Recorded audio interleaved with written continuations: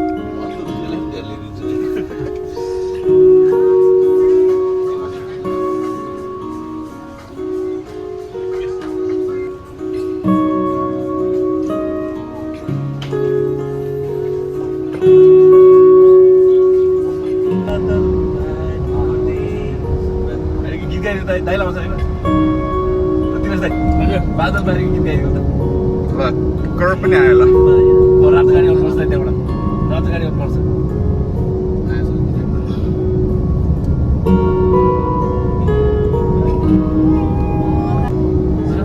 बादल माथि शिखर, शिखरमा गएर चुरोट तान्यो। अब बादल शिखर लाग्यो। Okay, nice. Serious कुरा गर्छ, जोक लाग्छ। Head west on LA Road. किन त घुमाएर लिएर आउँछु क्या, घुमाउने बाटो जान्छ।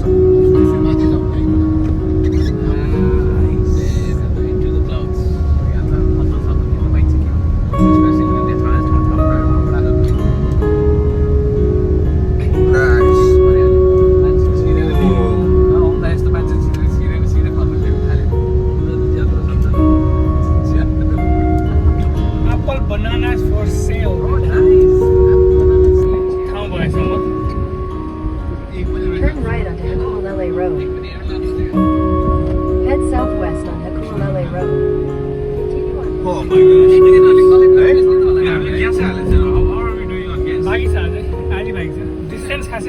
Guys, हामी यस्तै पास हुन्थ्यो along the hike.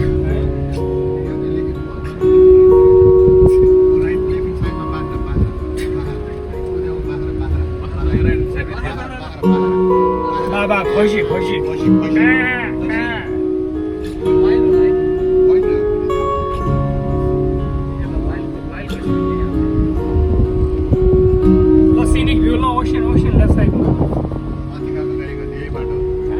तल झारिदिन्छ जस्तो यसले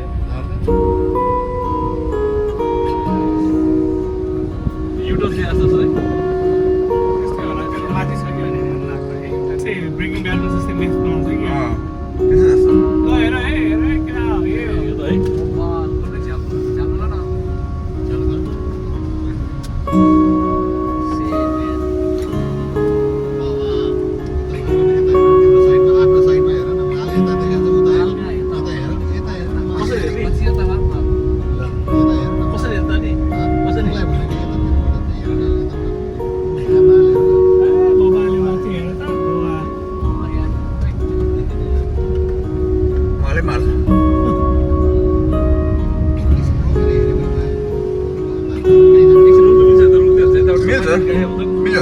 यहीँबाट रोक्यो हुन्छ यहीँ रोक्छ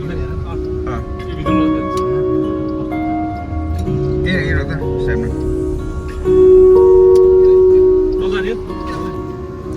आज चाहिँ हामी टक्क बिचको छेउमा बसेर आनन्दले रिल्याक्स गरेर बिताउने प्लान गरिरहेछौँ। खासै पानी पनि परेको छैन तर खासै खुलेको पनि छैन, कुनै ट्रेलहरू पनि खुलेको छैन। त्यही पनि ट्रेल खोज्दैछौँ हामी, कुनै ट्रेलमा जानु मिल्छ कि भनेर। यति बेला हामी चाहिँ यहाँ बसेर एकछिन आराम गर्दै हामी यो समुद्रको छालहरूको रमाइलो दृश्य अवलोकन गरिरहेछौँ। रमाइलो भइरहेछ खासमा यो आफैमा शान्त अनि रमाइलो भइरहेछ। अहिले चाहिँ हामी सानो एउटा हाइक गर्ने कि पानी पर्दै गर्दा पनि हाइक गर्ने ट्राई गरिरहेछौँ। आउँदै हुनुहुन्छ दुईवटा लौरी लिएर हिँड्नु भएको छ अनि अगाडि शिखर राई, त्यसपछि अनुप पछाडि दिनेश विकेश पनि आउँदैछन्। मैले थोरै मात्रै हो कि चाहिँ धेरै हामीले त्यो हाइक गरेको चाहिँ म अर्को ब्लगमा हाल्नेछु। अहिलेको लागि चाहिँ हामीले सर्ट क्लिप मात्रै छ यसमा। त्यसपछि हामीले बेलुकाको लागि यहाँ सामानहरू किन्यौँ नजिकै ग्रोसरीमा, अनि गएर चाहिँ आज पनि नयाँ ठाउँमा चेक इन गरेर अनि आनन्दले रिल्याक्स गर्ने। शान्त छ आज, पानी हल्का फेरि पनि पऱ्यो। रिल्याक्स गरेर आजको दिन चाहिँ एकदम लाइट, किप इट लाइट गर्ने। अनि भोलि चाहिँ हामी अर्को हाइकमा जाँदैछौँ, त्यसको लागि अर्को ब्लग डेफिनेटली आउँछ। अनि पार्ट अफ इट यसमा पनि छ। अलिकति हामी कहाँ गएको थियौँ भनेर माथि गएको थियौँ, वाटरफल्समा गएको छौँ अर्को हाइकमा, र यसरी हामीले त्यो हाइक एन्ड पनि गरेको थियौँ। यसमा चाहिँ थोरै क्लिपहरू मात्रै मैले यहाँ देखाउन चाहेँ। र यस्तो राम्रो क्लाउड्सहरू, हिल्स, नेचर, माउन्टेन्स एकदमै रमाइलो भएको थियो।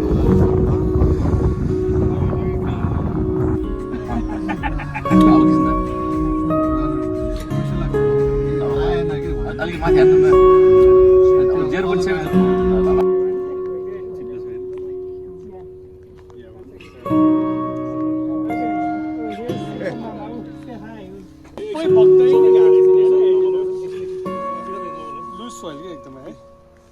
ल हेर देख्यो मिस भएको कस्तो टाइममा